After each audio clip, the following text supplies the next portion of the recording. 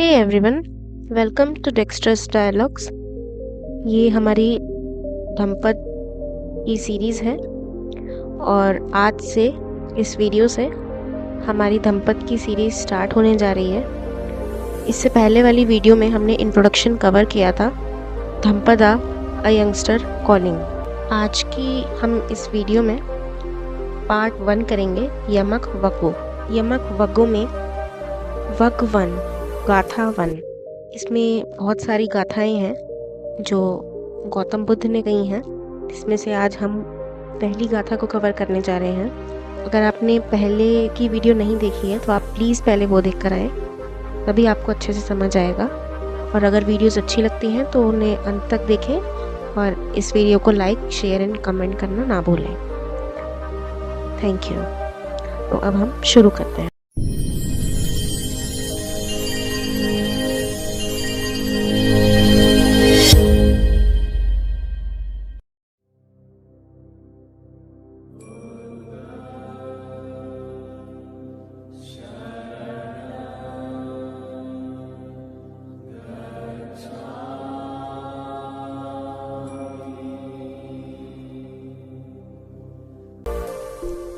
तो वग 1 में दे रखा है, मन ही प्रधान है।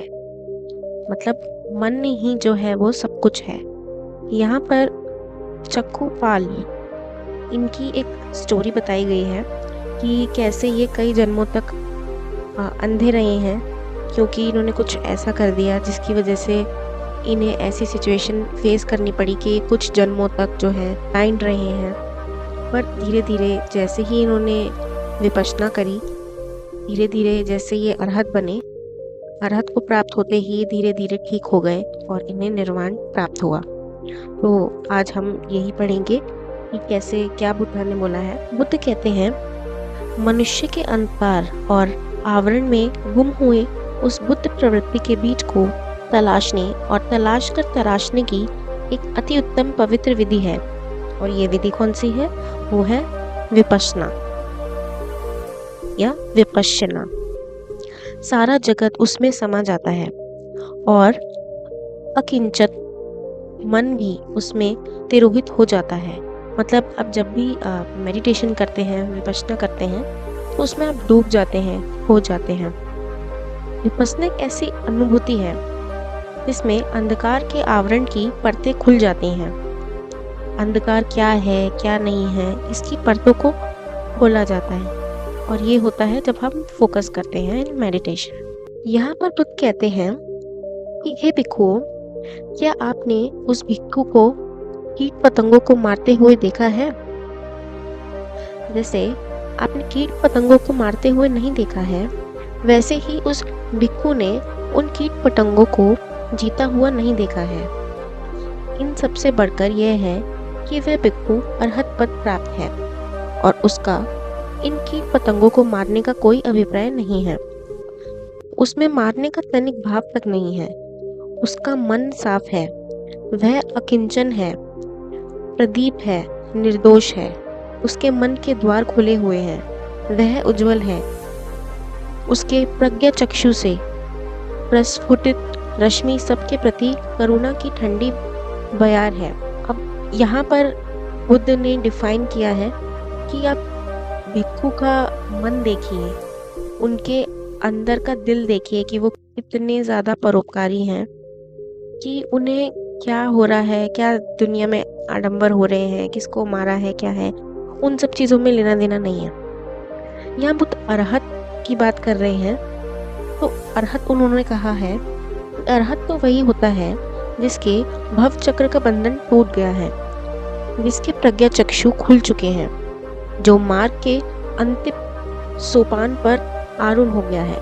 मीन्स वो अपने जो वे है, जो उसने फॉलो करा है कि उसने क्या प्राप्त करना है, उसके अंतिम चरण में खड़ा है।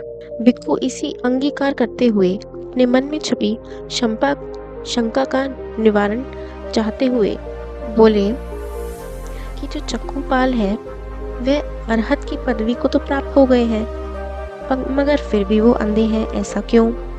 तो बुद्ध कहते हैं कि क्यों किसी स्वस्थ व हट्टे कट्टे माँ बाप के संतान हो जाती है। और शिशु जन्मते ही क्यों ऐसे कर्म कर देता है कि उसके शरीर में खोट पैदा हो जाता है, या खोट के साथ पैदा होता है, या फिर अपने जीवन में ऐसे दुख भोगता है जिसके कारक कारणों को उसने कभी उत्पन्न ही नहीं किया था। यही तो है भव चक्र।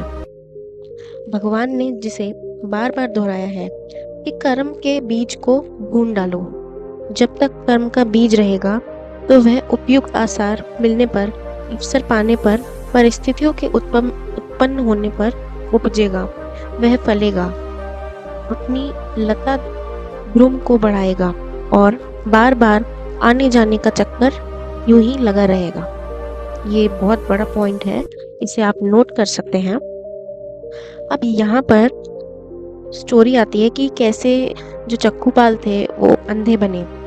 तो एक इंटरेस्टिंग सी स्टोरी है कि एक औरत इस विशेषज्ञ के पास आती है जो आंखों की रोशनी गंवा चुकी होती है, और निवेदन करती है कि उसकी आंखों को ठीक कर दे, उसको पुनः दृष्टि मिल जाए तो वह अपने बच्चों सहित उसकी नौकरानी बनकर रह लेगी।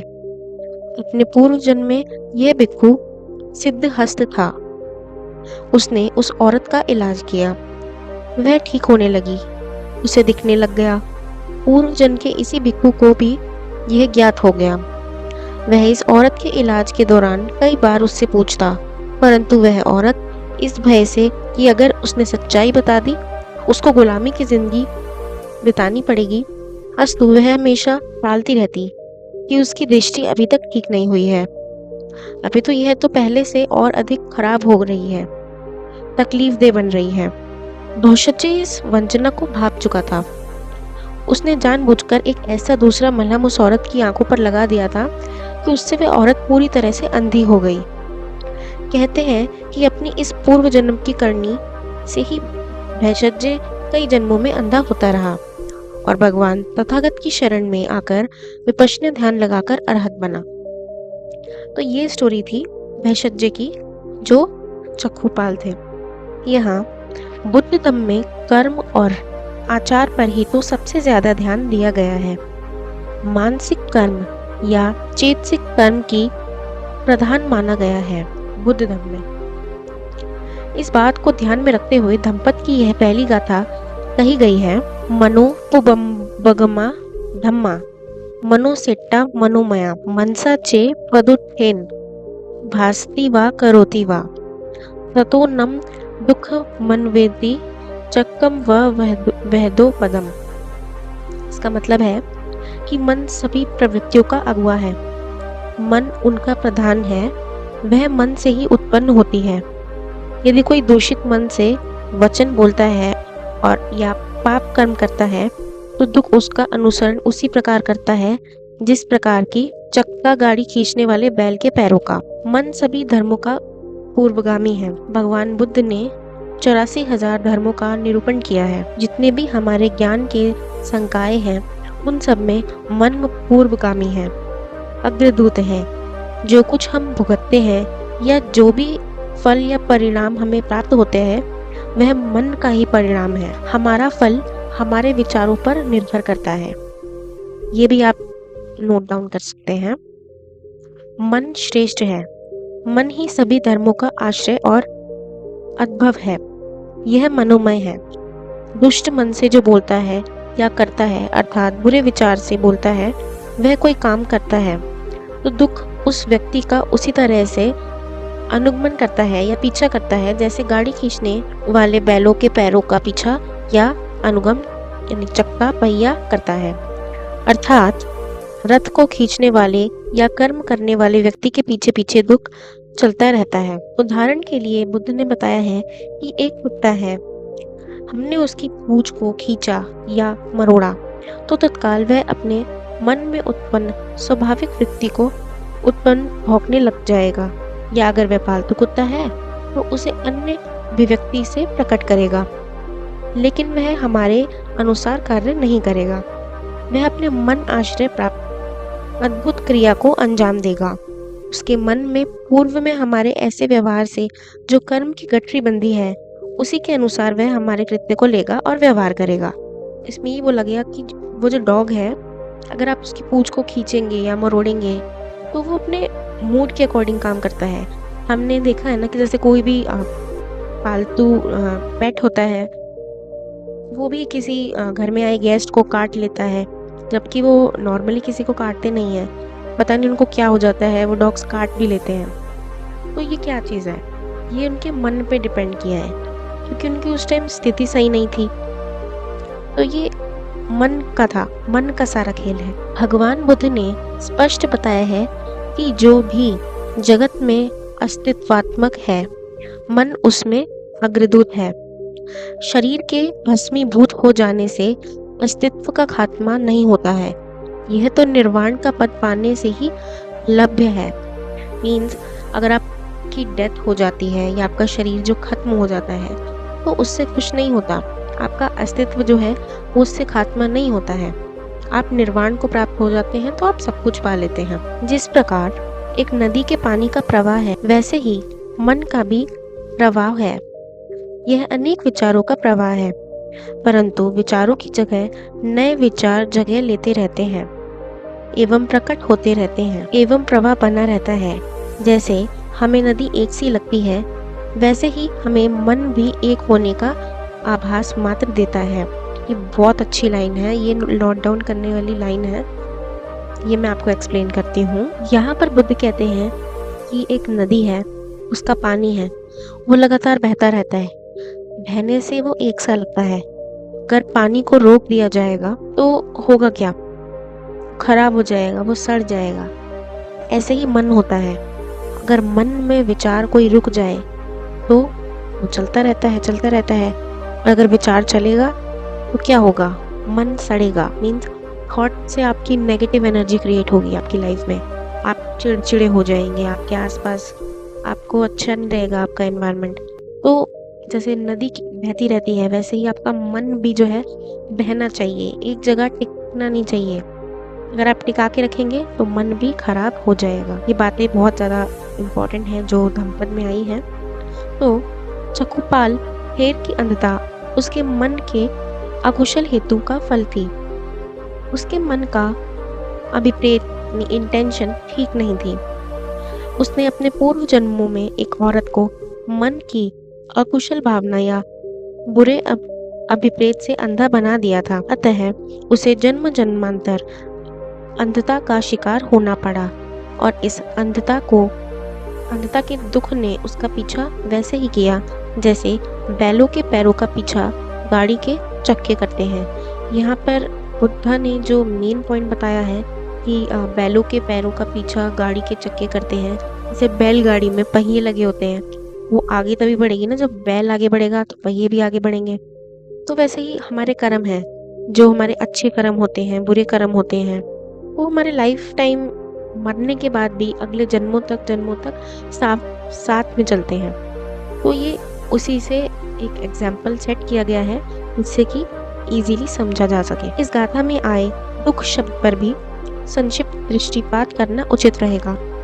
दुख शारीरिक या मानसिक आदि किसी भी प्रकार का हो सकता है। उसे बुद्ध धम्म में निरूपित दुखता से समझा जा सकता है। अतृप्ति, असंतोष, रोग, बिछोह, मृत्यु, बुढ़ापा आदि विविध रूपों में जो दुखता उभरती है वही दुख है। दुख किसी भी प्रकार का हो सकता है। आपकी डिजायर्स जो होती हैं वो भी एक दुख का कारण ही है। कोई भी चीज़ हो सकती है, आपकी बॉडी में पेन हो रहा है, बुढ़ापा है, किसी से डिटैचमेंट है, डेथ है, सेटिस्फैक्शन नहीं है लाइफ में, तो ये सारे दुखों का कारण हो जाता है। आई होप कि ये क्लियर हो गया होगा। तो यहाँ पर हमने देखा कि मन ही प्रधान है। यहाँ पर आ गया हमारी वो चीज़ कि मन और जो कर्म है उसको प्रायोरिटी दी गई है यहाँ पे। तो गाइज यहाँ पर हमने चक्षुपाल की स्टोरी देखी कि कैसे वो अंधे रहे। ये स्टोरी बहुत इंटरेस्टिंग थी और हमने कुछ मेन पॉइंट्स देखे। जैसे ये बैल वाला पॉइंट हमने देखा, ये भी नोट करने वाला था, और पीछे जो मैंने पॉइंट्स बताए थे आपको वो भी बहुत इम्पोर्टेंट है। तो ये गाथा 1 थी ये मैंने आपको इन शॉर्ट बताई है। अगर आपको ये पूरी पढ़नी है तो आप बुक बाय कर सकते हैं, मैं आपको लिंक डिस्क्रिप्शन में दे दूँगी, वहाँ से आप इसको परचेज़ कर सकते हैं। बहुत अच्छी बुक है ये। अगर आप बिगिनर हैं तो आप यही पढ़िए, क्योंकि अगर आप रियल धम्पत उठाएँगे, बहुत बड़ी है, बहुत बल्कि बुक आप एकदम नहीं पढ़ पाएँगे, तो आप छोटे से शुरू कीजिए और तब बड़े पर जाइए, तो आपको अच्छे से समझ आएगा। So thank you very much for listening and watching this video. ये बहुत हेल्प करेगा लाइफ में स्पिरिचुअल होने के लिए, और लाइफ के लेसन्स के लिए भी बहुत इंपॉर्टेंट है। So thank you very much, and if you like this video, please like, share and subscribe to Dexterous Dialogues. Stay safe, stay healthy. Bye bye. Welcome to Dexterous Dialogue, where conversations come to life and every word matters. Imagine a place where creativity, fun, and community blend seamlessly. We talk about everything here: life hacks, quirky facts, even the occasional deep dive into the mysteries of the universe. It's like having a chat with your best friend, but with a few more surprises up our sleeves. So, what are you waiting for? Hit that like button, subscribe to Dexterous Dialogue, and make sure you ring the bell so you never miss out on our latest videos. Trust me, you won't want to miss a single conversation. Join our community today and let's make dialogue dexterous together.